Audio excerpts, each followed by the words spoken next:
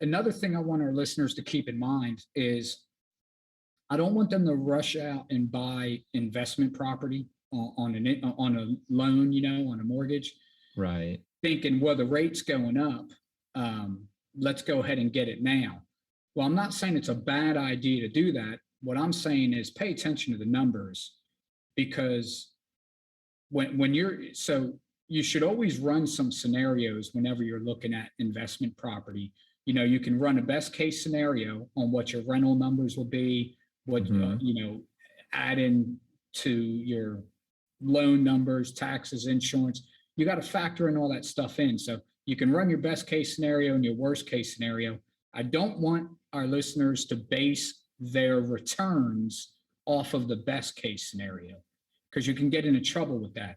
Make sure with these real estate investments, you're factoring in some vacancies, you're factoring in a percentage of that cash flow coming in for maintenance, and hopefully you're on a fixed note.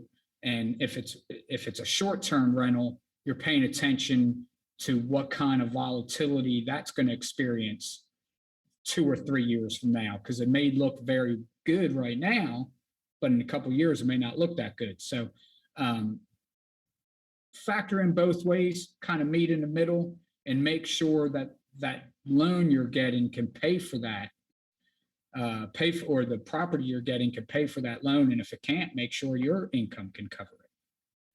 Yeah, that's incredibly good advice. I remember talking with a mentor of mine about real estate investing, and he got into real estate several decades ago to help build his wealth, and he always told me, don't ever buy a place that you can't afford when it's vacant. Yeah. Right. So the point that he was getting at when he was sharing that information with me was prepare for the worst case scenario. And I understand that the worst case scenario is not likely to unfold, but neither is the best case scenario, right? I think it's very helpful to kind of get an idea of what does the best case look like? What does the worst case look like? So you've got your continuum. Reality is probably going to fall somewhere in between. Think to yourself, okay, now what's the most likely? Is it going to be more like the best case or more like the worst case? If you think like that, you're going to give yourself a reasonably good chance to be successful. What you don't want to do is make yourself vulnerable by planning for the best case, and then something less than the best case happens.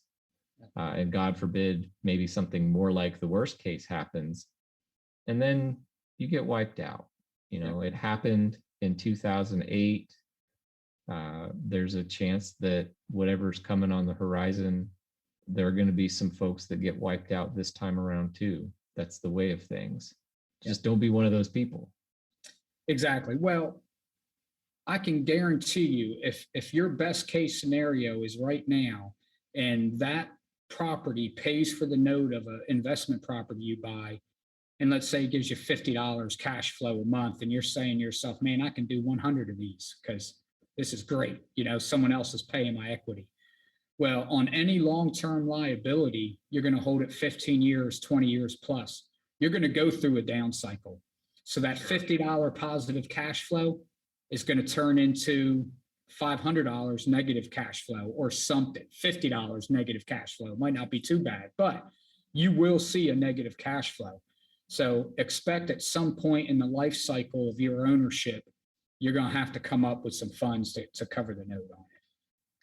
Yeah, and I think the key to all of this is just don't buy beyond your means. Yep. Do a safe, conservative look at what would be comfortable for you.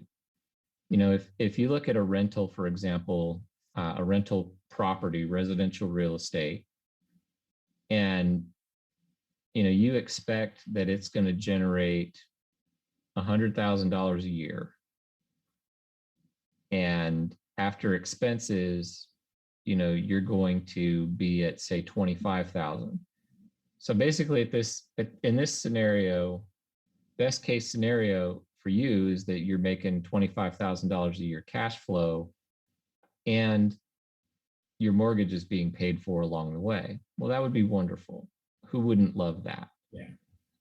But the contingency is if that property sits vacant for 6 months, then $50,000 of your revenue is gone.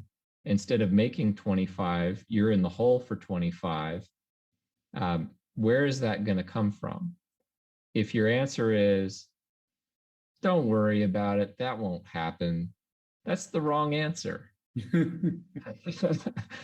If you have a 6-month rainy day fund, we talk about that for your personal finances, but if you're going to make an investment like this, the same rules apply, right? Yeah. Have 6 months of rent in a fund sitting on the side, plus your expenses, your operating expenses. And then, the answer is, oh, well, I have that in savings just for such an outcome in case that happens. The odds are not high that it's going to happen, but you know what? It might, so I've got it covered. Yeah. That's a much better answer. So that's a concrete example of how you do this. Exactly. The Purposeful Podcast.